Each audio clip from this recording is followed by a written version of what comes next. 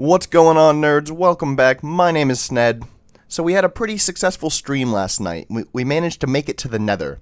We also learned that you could add the item pickup glyph to the break and harm spells, meaning that you could pick up item and mob drops from a distance. We stayed around, farmed up a couple of blaze rods, and then after that we went back home and we upgraded our spellbook to tier 2.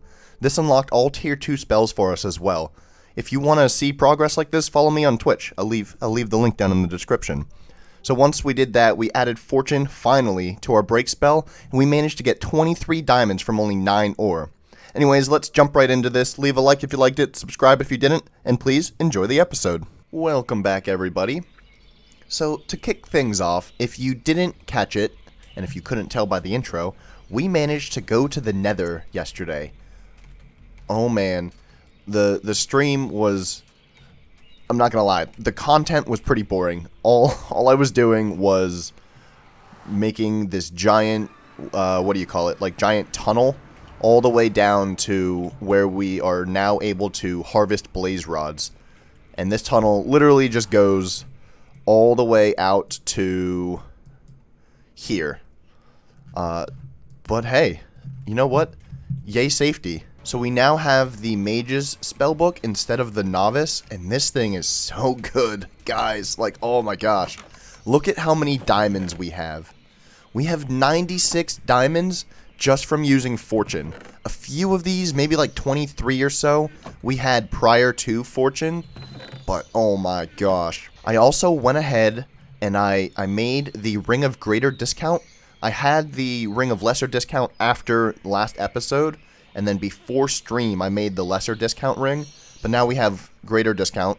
And all this does is, you guessed it, slightly larger discount over the lesser ring. It just makes spells cost less mana. And then I also have the Belt of Levitation. And I really like this thing. This thing is really good to just quickly get away from things that are on the ground. Obviously, skeletons can still shoot at you. But we have a shield for that reason.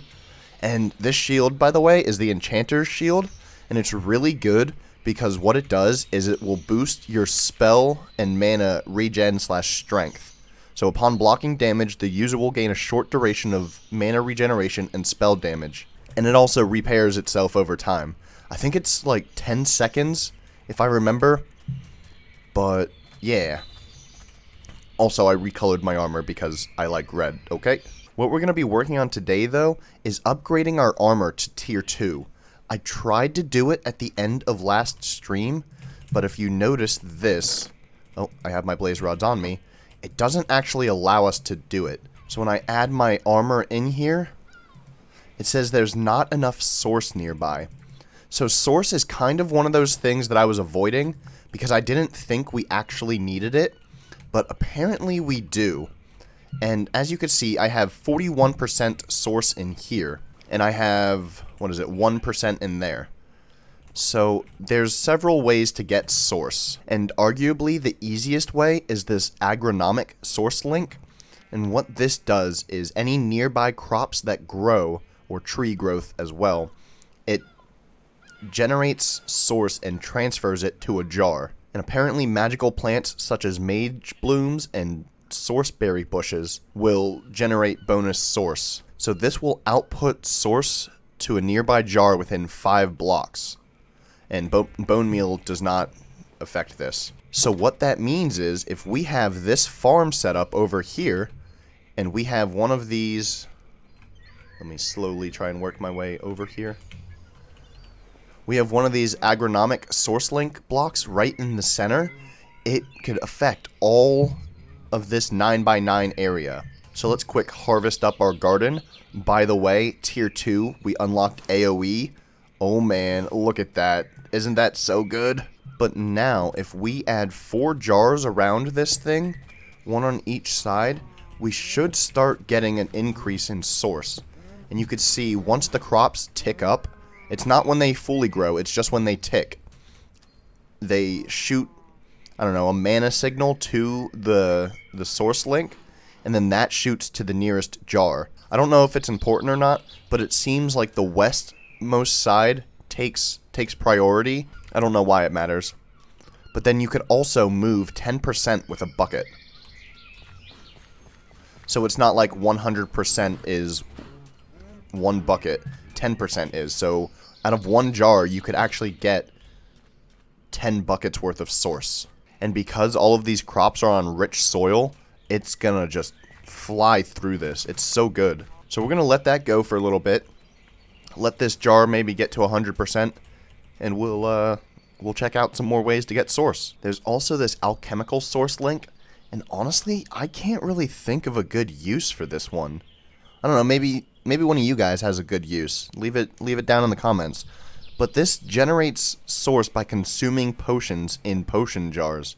And different potions give different amounts of source. I don't know. Maybe this is useful, but not one that we're going to look at today. And then the last one is this, I'm going to butcher this name, mycelial source link. And this generates source from nearby food, generating more for nourishing food. Sourceberry food is worth far more than other mundane foods. It also converts grass or dirt in a 3x3 below to mycelium. Oh, it is mycelial. Mycelium. See, I'm smart. So let's craft up one of those, just to see how it works. I don't want to put it in here for fear that it might start eating all of my food, but we'll see.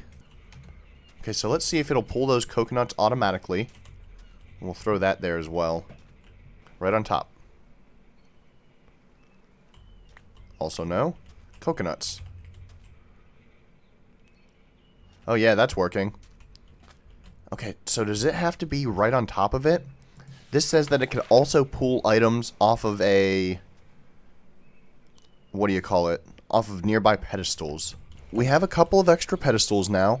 So there's some things that I want to try. So we know that the sourceberry food gives more mana, more source than mundane foods. But let's see like what gives a good amount, you know what I mean? So the sourceberry pie is pretty easy to make. 1 egg, 1 sugar, 1 mage bloom, and then 3 sourceberries. And then the sourceberry roll is, I mean, it's basically bread with the sourceberry. So we're going to test those out. We're going to test out a regular sourceberry, and then I want to test out a burger as well, just to see how that does. So let's test out the sourceberry first. We put that on the pedestal.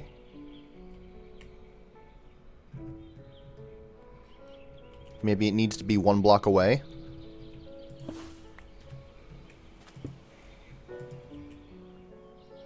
Yep, it has to be right on top of it. So we're at 1%. That didn't give us anything. Let's make sure we get to 2%. Also, I should probably sleep. Okay, we're at 2%. So I guess 1 sourceberry gives you about 0.5% of source. So let's confirm that. We're at 2%. We just ticked up to 2%. This should put us at 3%. And it does. Okay, so the sourceberry pie then. This is more nourishing than the berry roll. So this should give us a bunch, is what I'm thinking. We're at 3. I might actually need to make a second one of those just to test. Oh, 6. So that gave us 3%.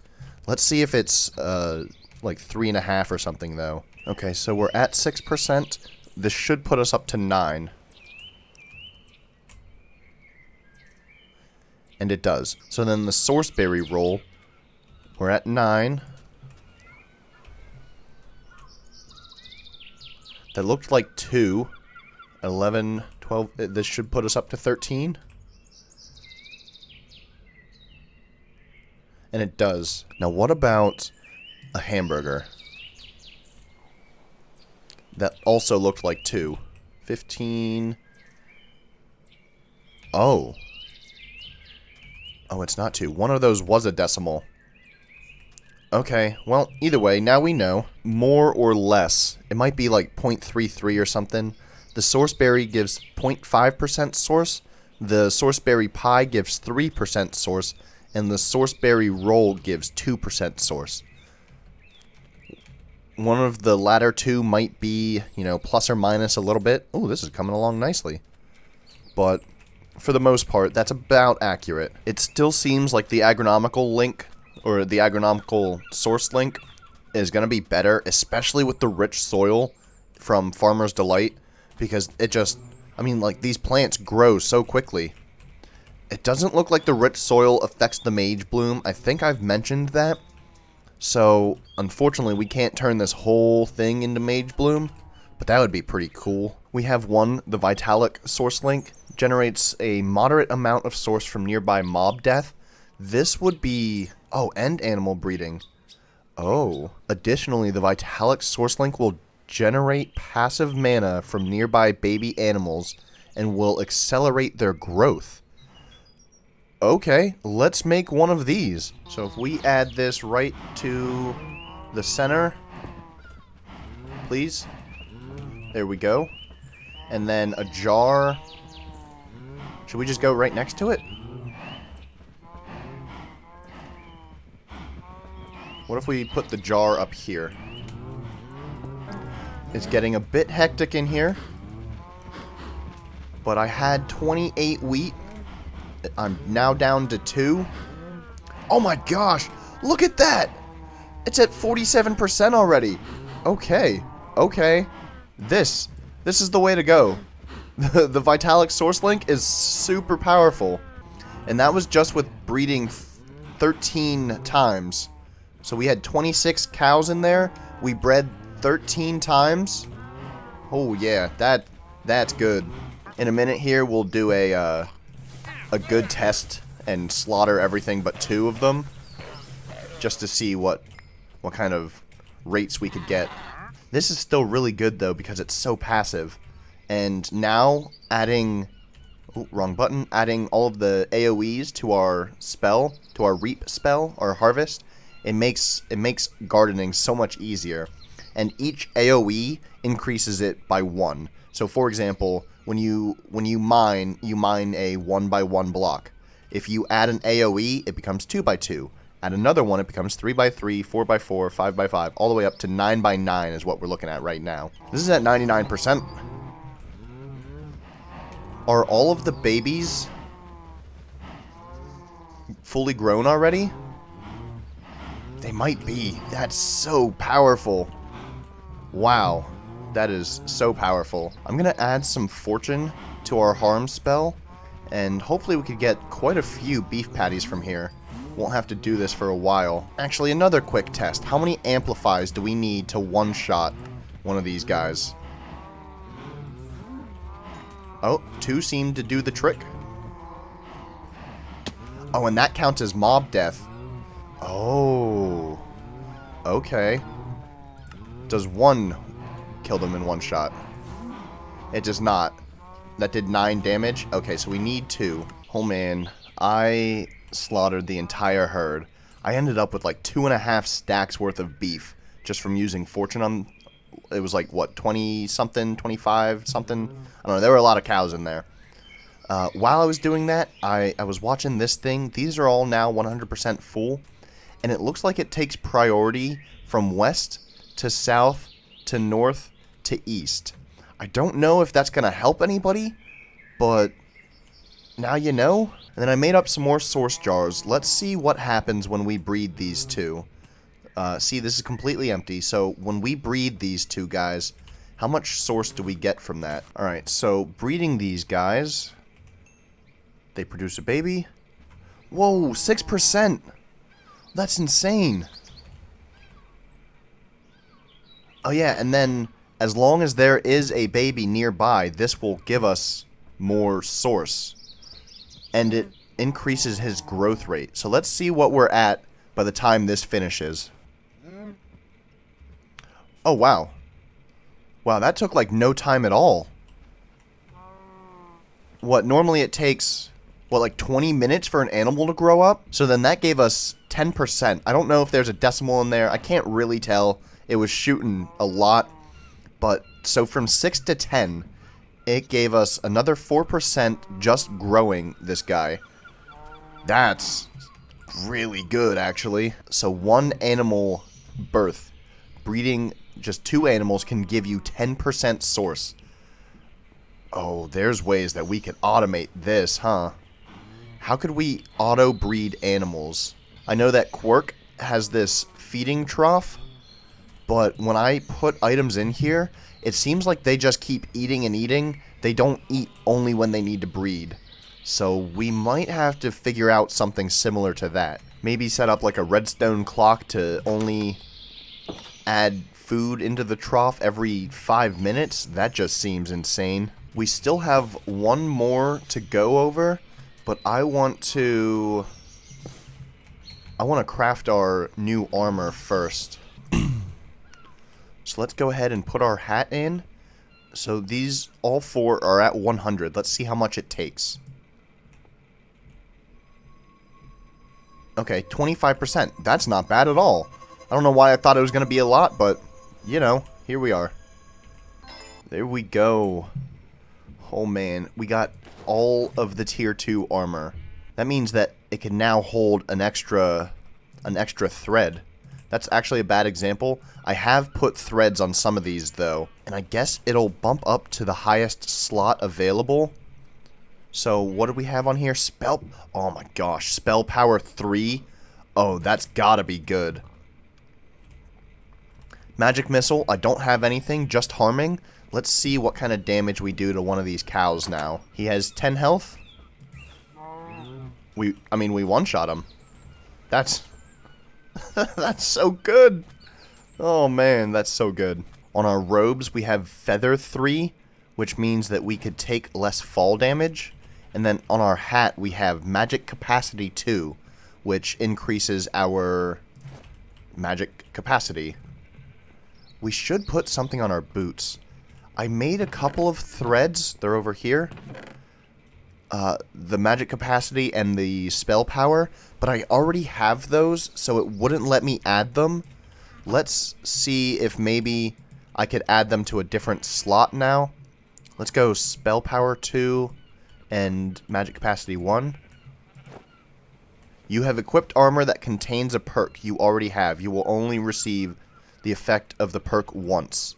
Okay, so unfortunately we can't just break ourselves and add spell power or magic capacity to everything. But let's see what other types of threads we have.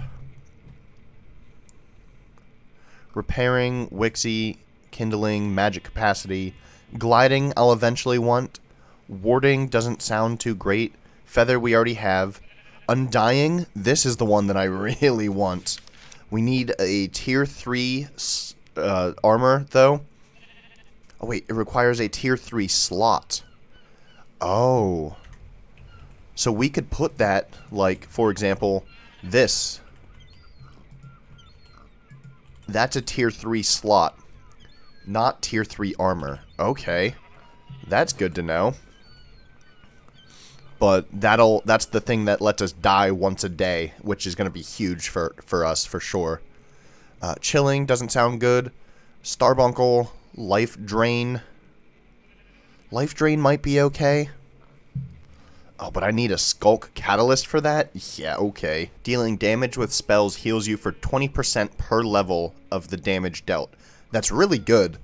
But, again, a skulk catalyst, that's going to be hard to come by. Thread of Depths. Greatly increases the amount of time you may breathe underwater by reducing the chance your air will decrease. If it's in a slot 3 or higher, you will no longer lose air and your swim speed is greatly increased. Stacks with respiration enchantments. That's pretty cool. That's not terrible. We could probably do that one. But none of these other ones really sound too amazing to me. So we'll have to maybe play around with some of those.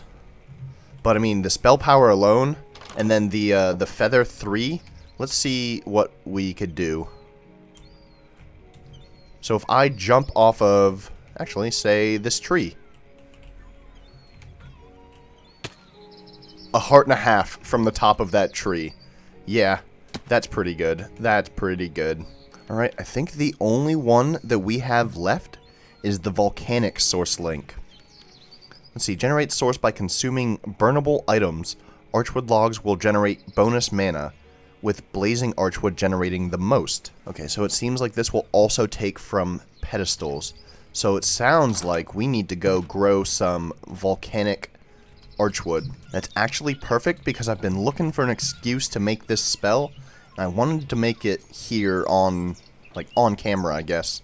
So we need one of these and a diamond axe.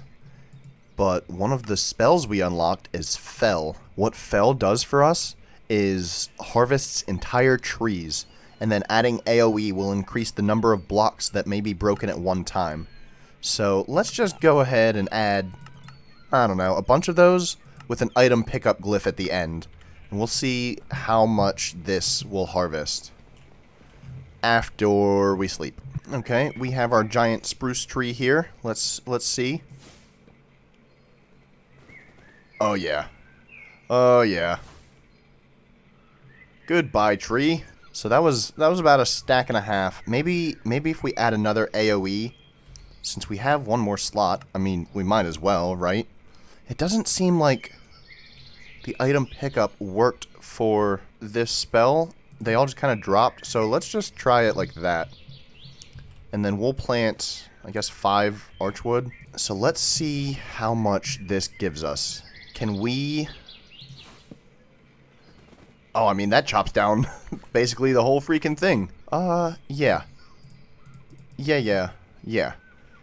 Over 2.5 stacks just with one click. And it got most of the tree. Oh no, we had to chop it twice. What a drag. Anyways, let's make this volcanic source link. Oh, it doesn't consume in the bucket. Anyways, there's the volcanic source link. It also talks about this thing producing heat. So I think just to be safe, we're going to do this, like, not here. Maybe somewhere safe. Over here by the nether portal, maybe. We'll place this guy down. Add a couple of pedestals next to it. Some source jars. And then, oh, we can only place one at a time. That kind of... it stinks. It gives 1%. So the pedestals thing is kind of bad because you'd have to do them one at a time. This way, though, if you just drop them on the ground, that's not as bad.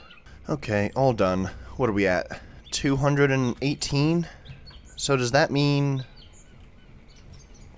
that it used 218 blazing archwood logs?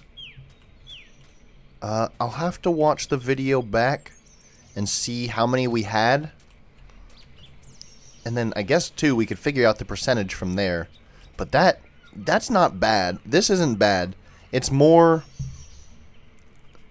Ooh, what's the word? It requires more effort. It's more involved, that's the word, than like this or that one. I guess this one's a bit involved, too, because you have to come over and breed them every so often. But I mean, whatever. And then this one, all you have to do is reap the harvest every so often. The food one, I'm not sure I'm a fan of. Not at all. And then there was one that we skipped, isn't there? Oh yeah, the alchemical source link. This just, I don't know, this doesn't seem good to me. Right? Like, why make potions just for source when, like, that lava one is broken, or the agriculture one is broken, or the vitality one is broken? You know, like, there are so many better options, I think, than brewing potions specifically to gain source. I don't know.